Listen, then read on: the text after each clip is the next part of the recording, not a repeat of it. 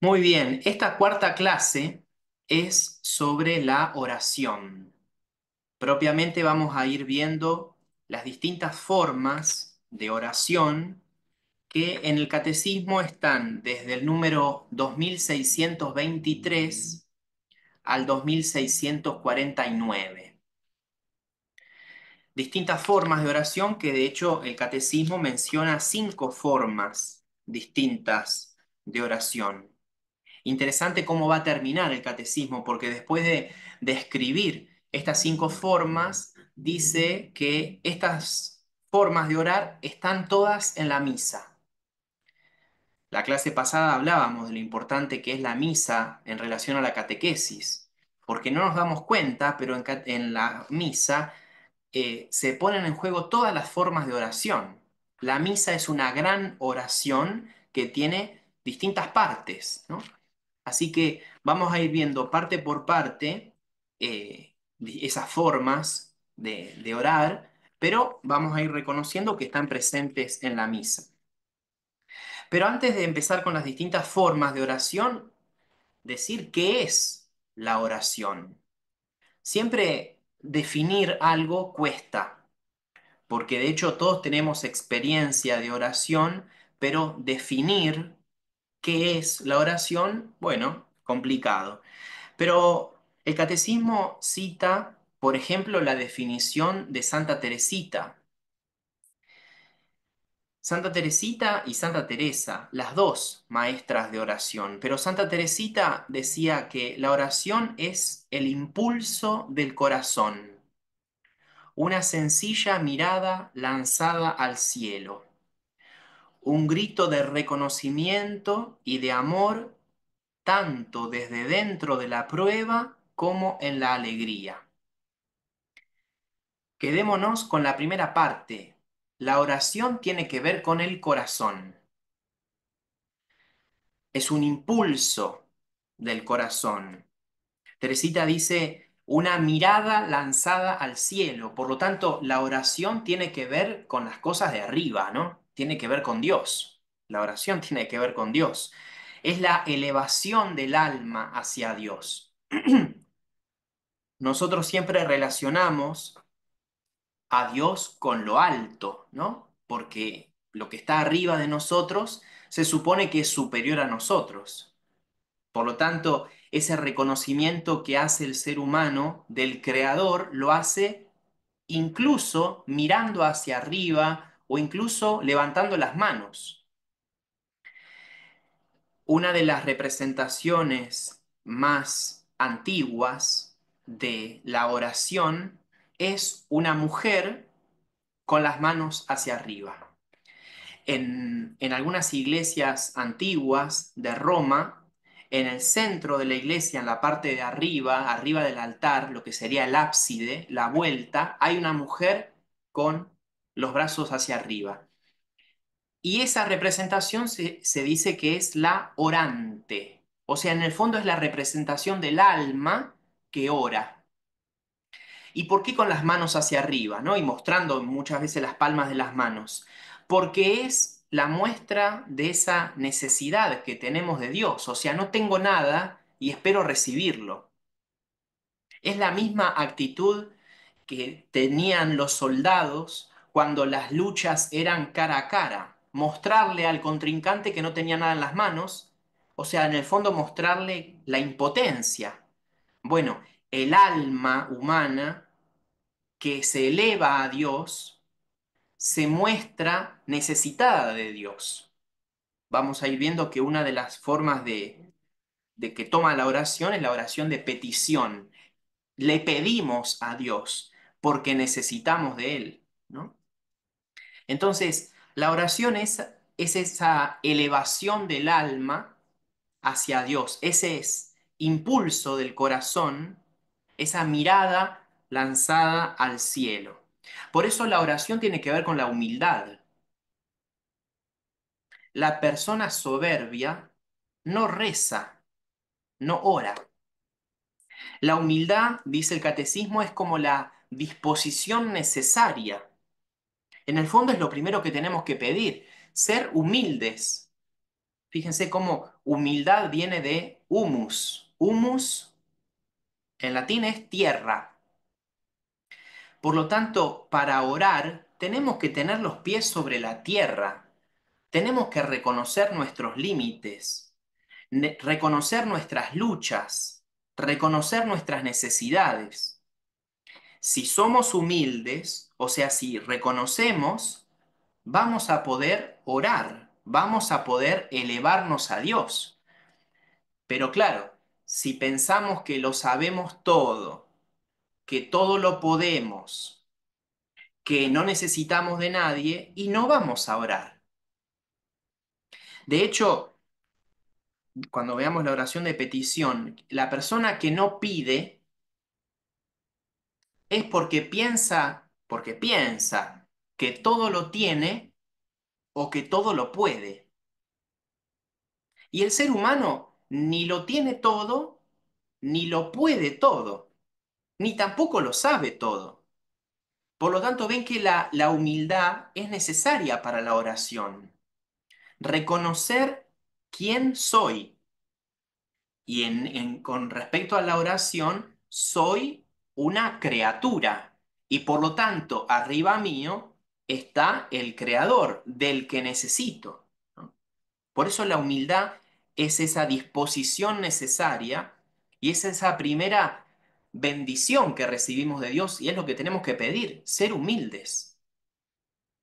De hecho, el catecismo habla que la oración es un don de Dios. Ya el hecho mismo que podamos orar o que podamos elevarnos hacia Dios, eso ya es un don, eso ya es una bendición de Dios. O sea, el ser humano tiende hacia Dios porque Dios lo llama. Ya lo estuvimos viendo en las clases anteriores, ¿no? Dios es el que me da la posibilidad de mirarlo. Dios me llama, Dios me atrae, Dios me da la fuerza para elevarme. ¿Por qué? Porque la tendencia humana es a mirar hacia abajo, no es a elevar el alma, sino a inclinarse a las cosas de la tierra, inclinarse a las criaturas, inclinarnos a nosotros mismos. La oración es el movimiento contrario. La oración es, como Santa Teresita decía, la mirada lanzada hacia el cielo, como esa representación del alma humana de pie, mirando hacia arriba con los brazos extendidos, la orante, ¿no? Por eso la oración termina siendo un encuentro entre Dios y el hombre. El catecismo dice un encuentro entre la sed de Dios y la sed del hombre. Porque el hombre tiene sed de Dios. El deseo que decíamos, la felicidad que decíamos la clase pasada, ¿no? El deseo de Dios. Pero Dios también tiene sed del hombre. Acá el catecismo recuerda el encuentro entre Jesús y la samaritana. Cuando Jesús se encuentra con la samaritana al lado del pozo de agua, Jesús en un momento le dice, si tú supieras quién es el que te pide de beber, tú se lo pedirías a él. Entonces, fíjense cómo, usando esta imagen del agua y Jesús como el agua viva, el catecismo va recordando que la oración es ese encuentro entre dos sedes, entre la sed de Dios que busca al hombre y la sed del hombre que busca a Dios. San Agustín dice, Dios tiene sed de que el hombre tenga sed de él. Es el mismo. Estamos. ¿Sí? Desaparezco el día. Dios tiene sed de que el hombre tenga sed de él. Sí. Si pueden silenciar el micrófono, Celso Limberberg, gracias. Muy bien. ¿Sí? San Agustín es muy citado en todo el catecismo. Fíjense que esta es la cuarta clase. En la cuarta parte seguimos hablando de San Agustín. Si no me equivoco, en las tres clases anteriores San Agustín fue mencionado. Pero porque es increíble este hombre. Por algo la iglesia lo cita tanto. Entonces, Dios tiene sed de que el hombre tenga sed de él. Me acordaba cómo la Madre Teresa de Calcuta mandó cuando se construye una capilla para sus hijas, ¿no? Las hijas de la caridad, que son las pertenecientes a la congregación de la Madre Teresa de Calcuta, que en cada capilla haya un Cristo en la cruz. Y al lado, abajo, por ahí nomás, la frase, tengo sed. En toda capilla uno visita la comunidad de las hijas de la caridad, que suelen estar en los peores lugares del planeta. Empezaron en Calcuta, pero están en los peores lugares. En los que nadie quiere ir, ahí están las hermanas de las misioneras de la caridad. Bueno, en cada capilla está el Cristo en la cruz y la frase en inglés, porque es la lengua oficial de la congregación, la frase tengo sed, que recordemos que es una de las frases de Cristo en la cruz. En ese momento mojaron una esponja con vinagre y le dieron a beber vinagre. Lo recordábamos el Viernes Santo. Pero la Madre Teresa decía que en el fondo la sed es la sed de nosotros, la sed de nuestra oración, la sed de nuestras obras buenas. Esa es la sed que Dios tiene. Por eso en toda capilla, vuelvo, está esa frase, ¿no? Tengo sed. Cuando las hermanas están rezando, que tienen como mínimo una hora de adoración por día, ven esa frase, ¿no? Y en el fondo, cuando uno va a la oración, no solamente que se está saciando de Dios, sino que también Dios se está saciando de nosotros. Porque Dios tiene sed que el hombre tenga sed de él. También San Francisco de Asís, que en un momento lo consideraban un loco, gritaba, el amor no es amado, el amor no es amado, el amor no es amado. Fíjense que es la misma lógica, ¿no? Como, por un lado, Dios nos pide y nos manda que recemos, porque tiene que ver con el primer mandamiento, la oración, pero por otro lado es algo que Dios reclama. En justicia tenemos que alabarlo, darle gracias, pedirle perdón, pedirle ayuda, las distintas formas de oración, ¿no? Porque Dios así lo pide. El amor no es amado, gritaba San Francisco. Por eso la oración brota del corazón. La verdadera oración brota del corazón. De ese lugar que la Biblia dice que es el lugar más íntimo del ser humano. Hasta ese lugar llega Dios. Y en ese lugar la libertad humana coopera con la acción de Dios y vuelve a Dios. Dios se mete en el corazón para suscitar esa oración. No sabemos pedir como nos conviene, dice San Pablo. Es el Espíritu que obra en nosotros. Nadie puede decir que Jesús es el Señor si el Espíritu no lo mueve a eso. ¿Ven cómo esa herida del pecado original, esa herida que todos tenemos, nos imposibilita rezar con el corazón sinceramente? Pero Dios viene en nuestra ayuda. El Espíritu de Dios es el que nos mueve a la oración, porque es el único que puede penetrar el corazón. La oración viene del corazón. La oración no viene de la boca o no viene de la inteligencia, viene de lo más íntimo del hombre, si no, no es oración, si no es otra cosa. Yo siempre les digo o les pregunto a los chicos, a los nenes en el colegio, ¿no? Si el loro puede rezar, si el loro puede rezar el Padre Nuestro, ¿no? Y me hago el payaso y simulo que soy un loro. Claro, el loro puede aprender el Padre Nuestro, porque puede aprender cualquier cosa. Si aprende a decir malas palabras, podría aprender a decir el Padre Nuestro, pero vamos a decir que el loro está rezando el Padre Nuestro, ¿no? Entonces, enseguida lo entienden que la oración no es decir palabras, porque el loro también sería capaz de hacerlo, con cierta habilidad, ¿no? Y bastante entrenamiento, pero podría el loro llegar a decir el Padre Nuestro, y eso no es oración. Por eso, en el fondo, la enseñanza que les dejo es que no tenemos que rezar como loros, ¿no? Por eso también cuesta la oración, porque hay distracciones, porque hay preocupaciones, porque me duele la panza, porque me duele la cabeza. Por eso la oración es un don, pero también implica ese esfuerzo en responder a Dios que tiene sed de mi oración, ¿no?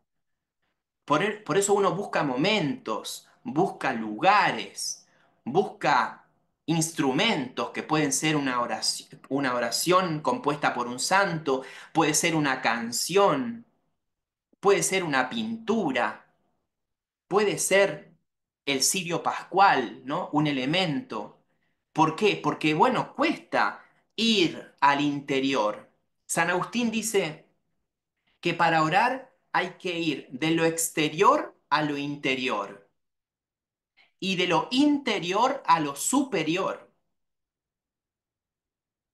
porque la oración cristiana no es como la del budismo. La oración cristiana no es mirarse el ombligo, como hizo Buda, que así murió. La oración cristiana es como la de Cristo, que muere con los brazos extendidos, pegando un fuerte grito. Eso es la oración cristiana, es la elevación del alma hacia Dios. Fíjense la diferencia entre la muerte de Cristo y la muerte de Buda. Buda muere haciendo la flor de loto con las piernas cruzadas, mirándose el ombligo, vuelto hacia sí. La muerte de Cristo es todo lo contrario, con los brazos abiertos y gritando y pidiendo perdón por los demás, haciendo una oración de intercesión. Entonces, ven cómo hoy en día que tenemos mucho influjo del mundo oriental, no confundir, porque la oración cristiana es una oración personal de cada uno de nosotros, y muchas veces oraciones comunitarias, pero hacia un ser que existe, que escucha, que tiene sed de nosotros. Eso no existe en el budismo, porque en el budismo no hay una relación con un tú, con un otro, porque de hecho el budismo lo que busca es la aniquilación del yo. Primero la aniquilación del otro y después del yo, porque el yo te produce sufrimiento y lo que uno tiene que lograr es trascender a sí mismo y unirse a el nirvana. Ven que nada que ver, nosotros no es sí, de lo exterior a lo interior, pero del interior a lo superior, para buscar a ese ser que nos supera y que existe y que nos llama y que en algún sentido, entre comillas, nos necesita. Nos creaste, Señor, para ti. Dios nos creó para Él, ¿no? Por eso nosotros por la oración comenzamos a volver a Dios. Por eso ese ejercicio de orar en la tierra, en el fondo, es el anticipo del cielo. Porque es cuando el ser humano vuelve a direccionarse a su origen, que es Dios. Muy bien, el catecismo también habla de alianza y de comunión para definir el tema de la oración y tiene que ver con esto que decíamos. Pero avanza en la oración de la iglesia, esa iglesia que nace en la Trinidad, pero que tiene una manifestación histórica en Pentecostés. Pentecostés, de hecho, en el primer y segundo capítulo de los Hechos de los Apóstoles, es un evento orante. Ahí nace la iglesia orante, en un lugar específico, como era el cenáculo, o sea, donde el Señor celebró con los apóstoles la última cena, esa habitación en el primer piso, que tenía almohadones, que estaba todo preparado para la Pascua. esa habitación termina siendo el lugar de reunión de la iglesia. La primera iglesia, edificio si se quiere, es el cenáculo, que algunos dicen que era la casa de los padres de Marcos. Marcos era muy joven, pero después termina siendo discípulo de Pedro y colaborador de Pablo y termina siendo evangelista, ¿no? Escribiendo. Pero se cree que esa casa era la casa de los padres de Marcos. Bueno, en el cenáculo tenemos este evento de Pentecostés. Hay un lugar, entonces, hay un lugar para orar. Hay distintos lugares para orar. Toda la tierra es santa, dice el catecismo, pero hay lugares que se construyen especialmente para orar. Esos son los templos. Y después, también otra cosa que sacamos de los primeros capítulos de los Hechos de los Apóstoles, cómo hay una reunión. La iglesia perseveraba, los apóstoles perseveraban reunidos con la Virgen, ¿no? Entonces, las primeras experiencias de la iglesia son experiencias orantes. La iglesia nace en la oración. Por eso, como iglesia, como cristianos, si no rezamos, estamos en el horno. Podemos hacer muchas cosas, ¿no? Como iglesia, como cristianos, pero si no oramos, estamos yendo contra nuestra identidad, porque la iglesia nace orando. Los apóstoles perseveraban en la oración con María, con las puertas cerradas porque tenían miedo, pero ese miedo desaparece con la irrupción del Espíritu Santo.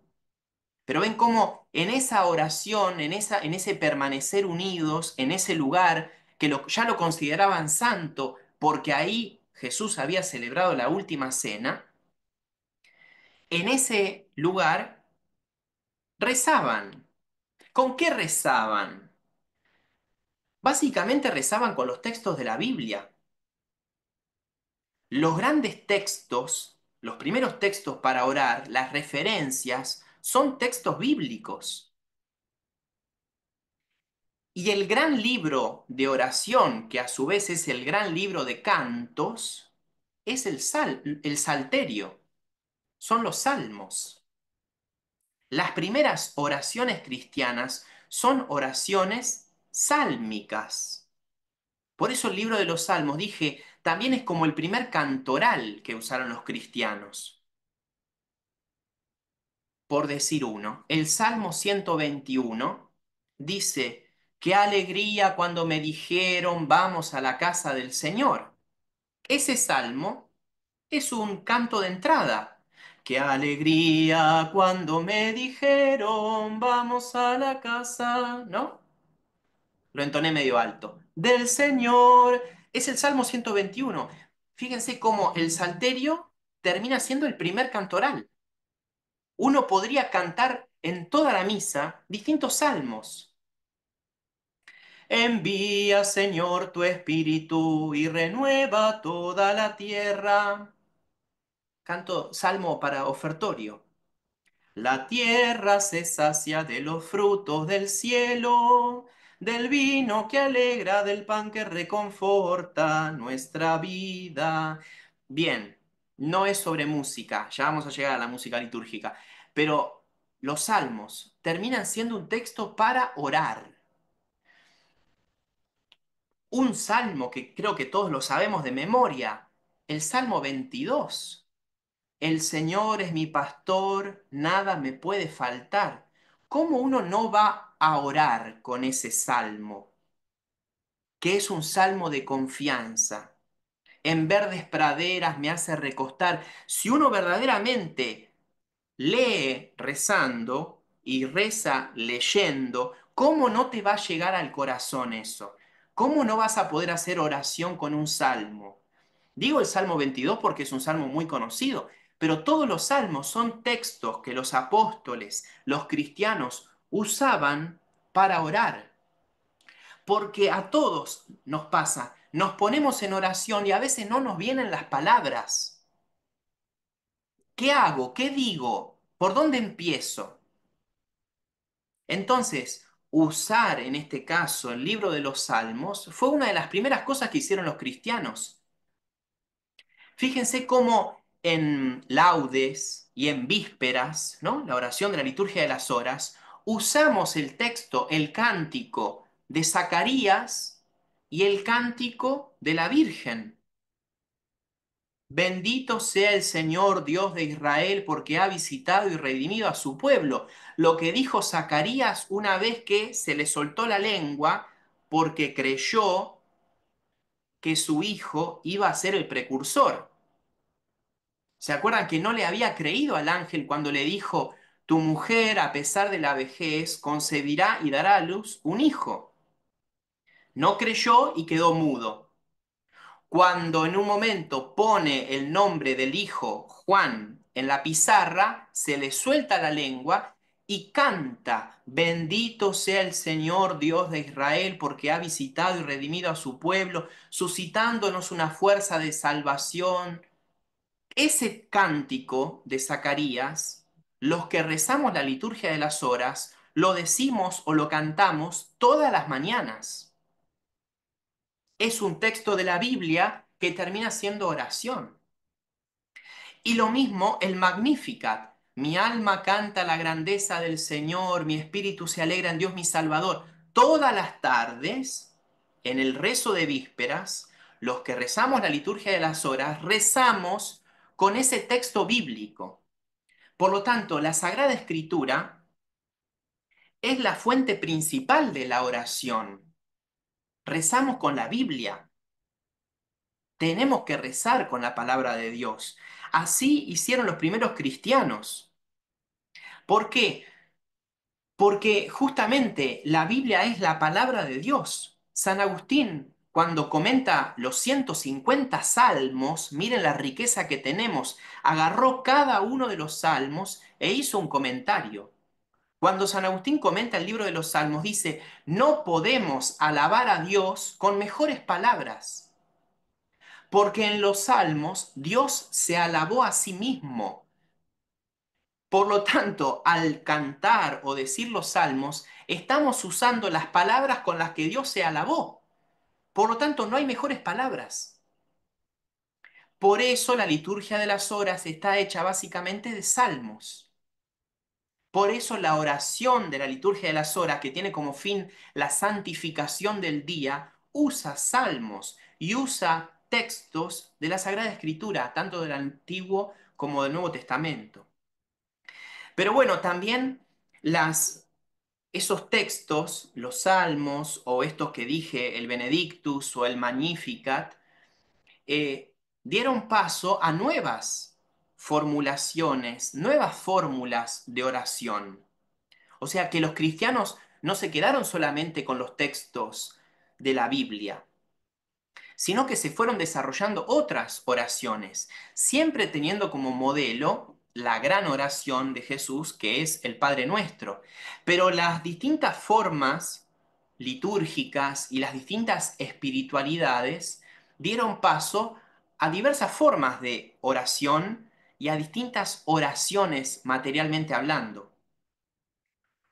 Una oración que se hizo muy famosa por un libro, que es un clásico de la espiritualidad, se llama la oración del corazón o la oración de Jesús. Ese libro es relato de un peregrino ruso. Ese libro, muy breve, pero que es un clásico, está en toda librería católica para leerlo, es justamente este peregrino que está buscando la forma de orar, de llegar a Dios, porque en el fondo ese peregrinar por la tierra es un signo de ese peregrinar hacia Dios. Por lo tanto, en ese peregrinar, en ese buscarlo a Dios, en ese caminar hacia Dios, está viendo cuál es la mejor forma, ¿no? Y reza así, Señor Jesús, Hijo de Dios, ten piedad de mí, que soy un pecador. Esa frase Señor Jesús, Hijo de Dios, ten piedad de mí que soy un pecador, es la famosa oración del corazón. Es decir eso hasta que esa frase se va uniendo con los latidos del corazón. Por eso oración del corazón. Señor Jesús, Hijo de Dios, ten piedad de mí que soy un pecador. Reducida a la mínima expresión, Kyrie eleison. Señor, ten piedad. Señor, ten piedad. Señor, ten piedad. Los orientales, porque esto es ruso, ¿no? Oriental, suelen tener un elemento parecido al rosario y van pasando las pelotitas diciendo esta frase: Señor Jesús, Hijo de Dios, ten piedad de mí, que soy un pecador. El peregrino ruso va repitiendo una y otra vez esta oración hasta que se fusiona esa oración vocal con los latidos del corazón, hasta que esa oración la va sintiendo en el corazón. Pasa de ser algo que está en la mente y en la boca hasta descender al corazón, que lo que decíamos, de ahí tiene que brotar la oración, o ahí tiene que llegar. Por eso, de lo exterior a lo interior. Y una vez que uno está en lo interior, que se pudo abstraer de las distracciones, de las preocupaciones, de los ruidos, de las molestias, bueno, ahí empieza el alma a elevarse a Dios. Por eso, orar lleva tiempo. Y por eso decíamos que orar es un don, que hay que pedir poder orar. Así que esta oración del peregrino ruso, o la oración del corazón, o la oración de Jesús, es muy famosa. Obviamente que tenemos también el Ave María, que es algo bíblico, ¿no? Y decíamos, el modelo de toda oración vocal, en el fondo, es el Padre Nuestro, ¿no? Con toda petición. Bueno, el catecismo después pasa a hablar de las distintas formas de oración. Oración de bendición y adoración, oración de petición, oración de intercesión, oración de acción de gracias y oración de alabanza. Bendición y adoración, petición, intercesión, acción de gracias y alabanza. 5 formas, entonces. En primer lugar, habla de la bendición y adoración. Y recuerda la etimología de la palabra, bendecir, benedicere, decir algo bueno. La primera bendición de Dios es la creación misma. En el libro del Génesis, Dios dijo, hágase la luz. Y la luz se hizo y Dios vio que era buena. Dios crea con su palabra. Por eso la creación es la primera bendición de Dios. Que existamos cada uno de nosotros, ya eso es fruto de una bendición. Por eso, en esa parte que Dios nos bendice a nosotros, San Pablo dice que nosotros tenemos que bendecirlo a Dios. ¿Por qué bendecirlo a Dios? Porque Él nos bendijo primero. De hecho, lo podemos bendecir a Dios porque Él nos bendijo. En la carta de San Pablo a los Efesios empieza así la carta: bendito sea Dios, el Padre de nuestro Señor Jesucristo, que nos ha bendecido en Cristo con toda clase de bienes espirituales. Pero él empieza bendiciéndolo a Dios. Bendito sea Dios que nos ha bendecido en Cristo con toda clase de bendiciones. Por eso la bendición es la primera forma de oración que cita el catecismo, unida con la adoración, porque la adoración es el reconocerse criatura ante el Creador y hacer silencio. Adoración viene del latín ad orare, pero alguno también ha mezclado ahí la etimología de ad os, ad os. Os en latín significa boca. Ados es como ad es una preposición de movimiento. Alguno ha interpretado como que adoración es llevarse la mano a la boca y tapársela, callarse, hacer silencio ante la majestad de Dios. Vuelvo, no es tan estricta la etimología de la palabra si uno quiere llevarla ahí, porque ad orare significa hacia la palabra, ¿no? Porque orare es hablar en latín. Pero ven cómo adorar significa reconocer la majestad de Dios, la inmensidad de Dios, humillar el espíritu ante el Creador. Por eso nos ponemos de rodillas, por eso nos agarramos la cabeza, por eso cerramos los ojos. Esa es una forma de oración, reconocer nuestra pequeñez. Por eso nos ponemos de rodillas ante la Eucaristía, en la consagración, porque me hago pequeño ante la majestad de Dios. Eso es oración. Primera forma, entonces, dice el catecismo, bendición y adoración. La segunda, la oración de petición o súplica, que esto implica la conciencia de la necesidad. Decíamos al principio, ¿quién es el que no pide? El que no pide es el que piensa que todo lo puede o todo lo tiene. Ni nadie todo lo puede, porque nadie es todopoderoso, ni nadie todo lo sabe, porque el único omnisciente es Dios, el único omnipotente es Dios. Por lo tanto, la persona que no pide ayuda al hermano, pero sería más grave, que no le pide a Dios, es porque piensa que lo puede todo o que lo sabe todo. Por eso decíamos que la humildad es la disposición necesaria para orar.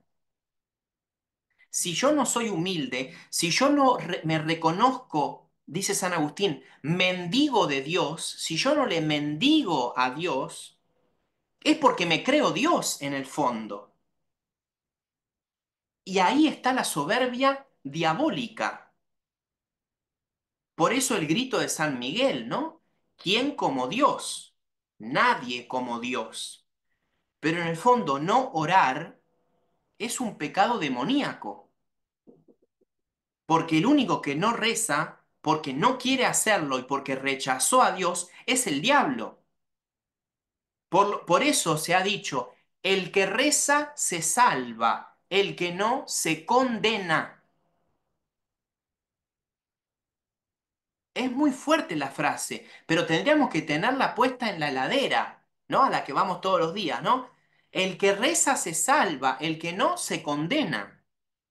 Porque la oración es esa elevación hacia Dios, es ese impulso del corazón, es esa mirada lanzada al cielo. El que reza se salva, el que no se condena.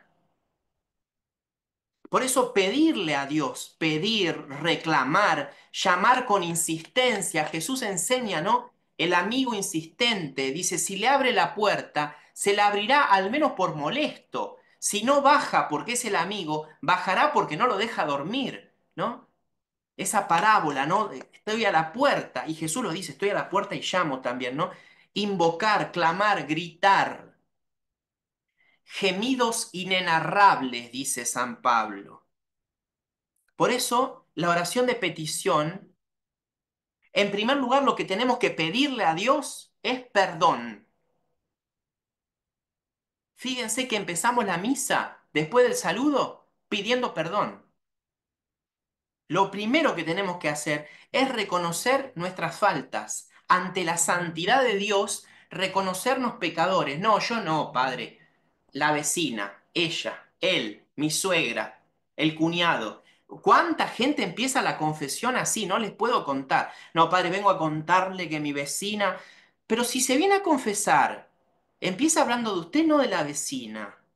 Pero bueno, esa es la tendencia. No, no, primero le cuento a mi vecina, después le voy a hablar, pero será posible. Entonces, la primera condición, lo primero que tenemos que pedirle a Dios es perdón. de la vida equivocada, poca, mucha, pero todos hemos metido la pata más o menos. Entonces, una vez que uno se reconoce pecador, puede abrir los ojos a la santidad de Dios, porque si ya nos reconocemos santos y estamos fritos. Entonces, pedir perdón, primera petición. Y después hay una jerarquía de peticiones. El Padre Nuestro nos enseña a rezar.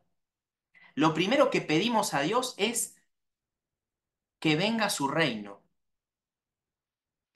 Buscad el reino de Dios y su justicia, y lo demás se os dará por añadidura.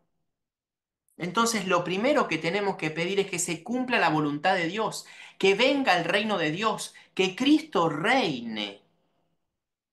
Eso es lo primero que tenemos que pedir. Y después un montón de cosas más. ¿Qué se le puede pedir a Dios? Todo se le puede pedir a Dios. Todo, absolutamente todo. Inclusive ganar la lotería. Todo, todo se le puede pedir. El tema es qué hacemos después con eso que pedimos, ¿no? Pero todo se le puede pedir. No hay límites. Pero en primer lugar, pedirle perdón. En primer lugar, en segundo lugar, pedir que venga su reino, que se haga su voluntad. Pero pedirle trabajo, pedirle por otros. Ahora, la tercera forma de oración es la intercesión. Le pedimos por otros e intercedemos por otros vivos y por otros difuntos. Estuvimos rezando mucho y tenemos que seguir rezando la semana pasada por el eterno descanso del Papa.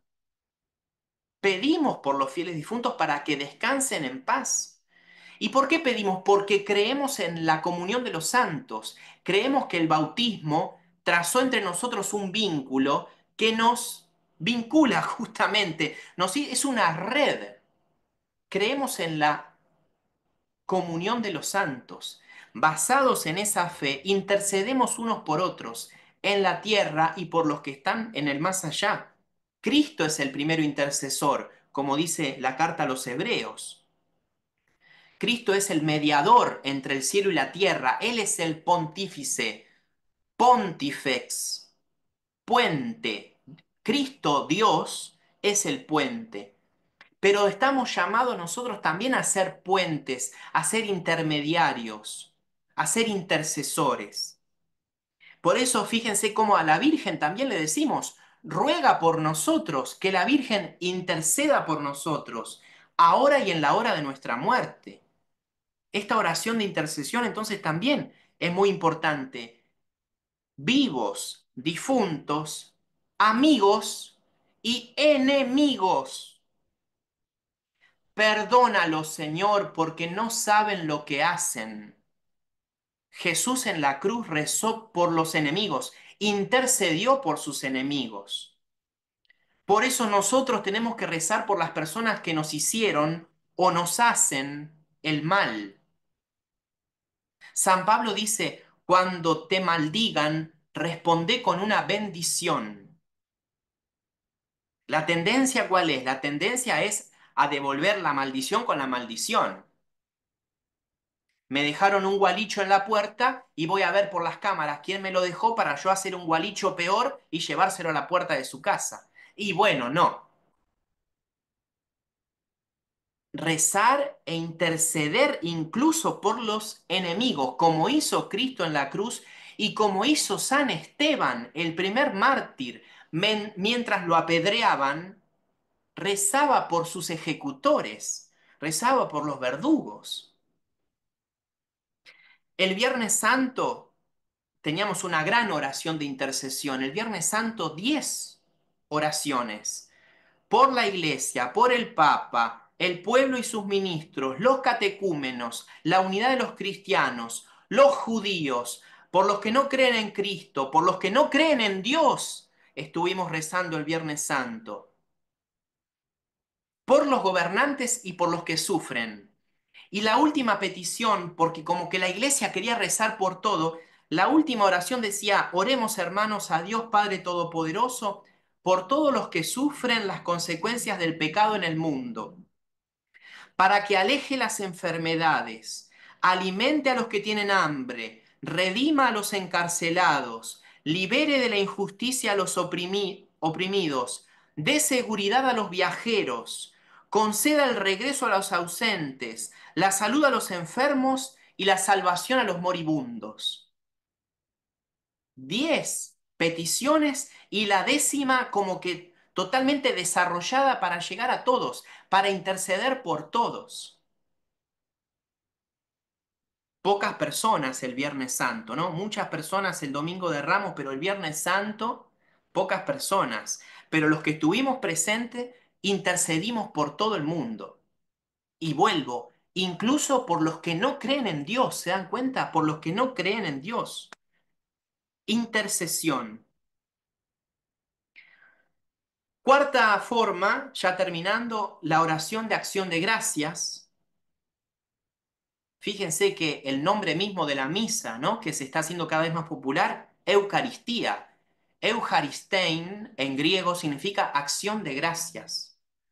En una parte de la misa, en la segunda parte, tenemos la plegaria eucarística, o sea, la oración de acción de gracias. Esa plegaria eucarística que empieza con el saludo normal, el Señor esté con ustedes y con tu espíritu, y el sacerdote dice, Sursum corda, levantemos el corazón. ¿Ven cómo la oración es elevación del alma? Levantemos el corazón. El pueblo responde, lo tenemos levantado hacia el Señor. Hay que tratar de que eso no sea del pico para afuera, ¿no? Verdaderamente que en la misa sea el corazón elevado a Dios, sobre todo en esa parte que es la oración eucarística, la plegaria eucarística. Y el sacerdote sigue diciendo, demos gracias al Señor nuestro Dios. La asamblea responde, es justo y necesario. Es justo, tiene que ver con la virtud de la justicia, darle gracias a Dios. Cuando le damos gracias a Dios en la oración es porque reconocemos los beneficios de Dios. Por eso es tan importante dar gracias, ser agradecidos, en primer lugar con Dios, pero también reconocer los beneficios que nos dan los hermanos. Yo les agradezco que hayan prendido la cámara, porque me ayuda el verlos. Se los dije la vez pasada. Entonces, es simple, ¿no? Pero verdaderamente les doy gracias por poder verlos. Entonces hay que practicar el darle gracias a Dios, el darle gracias a los hermanos. Es una palabra que tiene que estar todos los días en nuestro vocabulario. ¿Cómo no vamos a dar gracias? Subo del micro, pues, perdón, subo al micro, bajo del micro, gracias. No, tampoco digo un beso y un abrazo, ¿no? Pero al chofer, ¿cuántas veces le dan gracias a las personas, ¿no? Hasta tal lado y ni hola le dicen. Gracias porque paraste y me pude subir, porque dejaste cerca del cordón. Bueno, imagínense, reconociendo los beneficios de Dios, ¿no? Dice San Pablo, tanto en la carta a los de Tesalónica como a los de Colosas, en todo den gracias, en todo den gracias. Por último, la oración de alabanza. El catecismo dice que esta forma, la alabanza, integra las otras formas de oración, porque es cantarle a Dios por lo que Dios es, no por lo que Dios hace, sino por lo que Dios es.